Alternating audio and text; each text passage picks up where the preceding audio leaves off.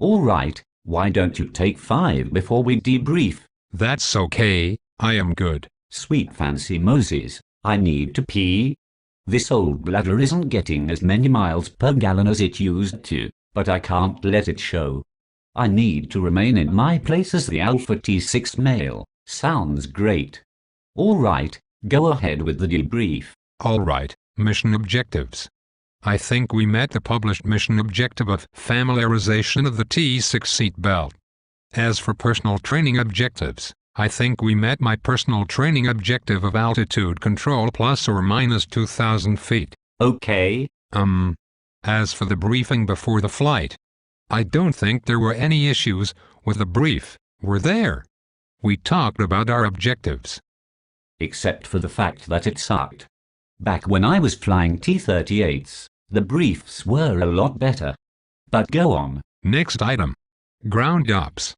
I thought ground ops went great. What did you forget on your ground ops? He didn't forget anything, I just enjoy messing with him. Son of a beasting. I forgot to say that my lap belt was fastened. Okay, just play it cool. He's old. He probably doesn't remember. Just lie. Or make up something that doesn't matter. He was probably playing on his iPhone 4S anyways, sir.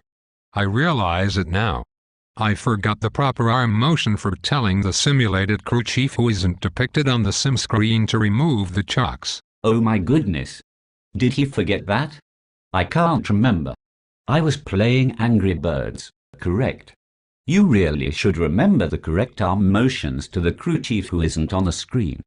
Alright, next. The takeoff. I thought the takeoff went pretty well. That was literally the worst takeoff I've ever seen. He ran into a freaking taxiway sign. He also took off with landing flaps. I didn't even know that was possible. Luckily for this kid, the Air Force is in desperate need for up-year pilots. Yeah, I thought the takeoff actually was pretty good. Phew. I really thought running into the taxiway sign would really cost me. And then we had the departure. I thought the departure was pretty good. Yeah, I mean I guess you flew the standard published departure with the same heading for 15 minutes with no changes whatsoever that you have been flying for 2 weeks now. Okay, then we got into our area.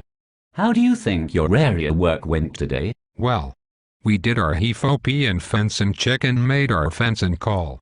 By the time I had finished that, we didn't have any time for area work. Yes, you were slow.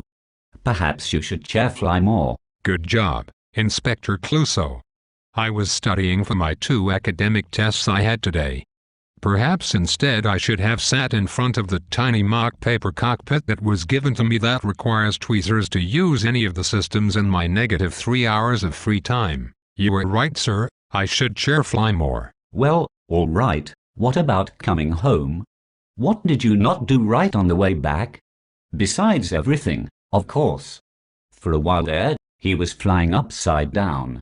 He just didn't realize he was inverted because he was in OFD3, which you would be better off trying to fly with your head surrounded in peanut butter covered saran wrap. He didn't say anything about me being inverted, so it's best not to bring it up. Sir, I forgot to do my descent check. Unbelievable.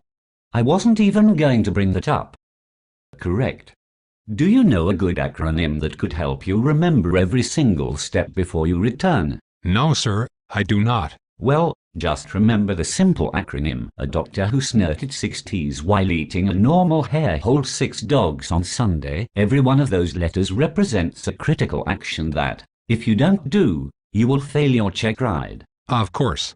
I remember that now from the computer-based training that teaches me, a 0-hour cross-trainee, how to fly a high-performance United States Air Force aircraft. I literally am about to pee in my pants, but unfortunately he needs to be signed off on an EP. Okay, plan of attack.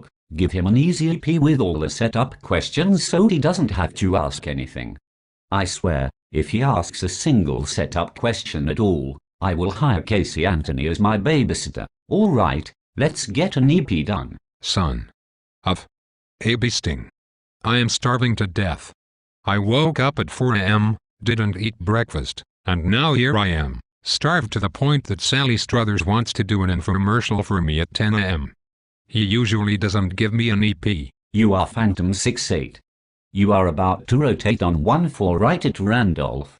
Your weather at every single place in the world is awesome. You have done every single one of your checks. Everything is perfect and by the book until this point. And then you see a red flashing light, yellow caution, and flames shooting out of your engine. Alright sir, I'd like to ask a few setup questions. There's a fire. He's on the runway. There are no setup questions. Okay, go ahead. Sir, before takeoff, did I see any other aircraft on the runway? No, you didn't.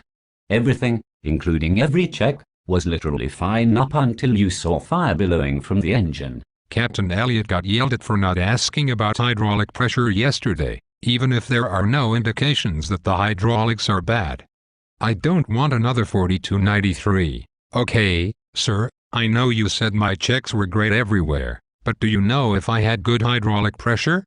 Looking for around 3000, plus or minus 120 of course. It was fire.